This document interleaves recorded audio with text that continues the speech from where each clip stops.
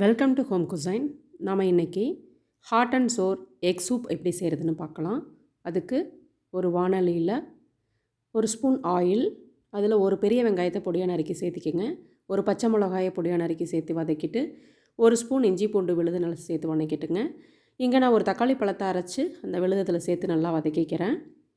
இது நல்லா வதங்கினதுக்கு பின்னாடி தேவையான அளவு உப்பு, அரை ஸ்பூன் மஞ்சள் தூள், ஒரு ஸ்பூன் மிளகுத்தூள் சேர்த்து நல்லா வதக்கிக்கோங்க.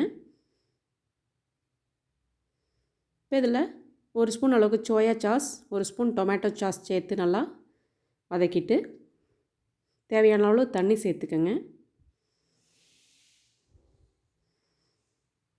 கொதி வந்ததுக்கப்புறமா ஒரு ஸ்பூன் கார்ன்ஃப்ளவர் மாவை கரைச்சி இதில் சேர்த்து நல்லா கொதிக்க விடுங்க.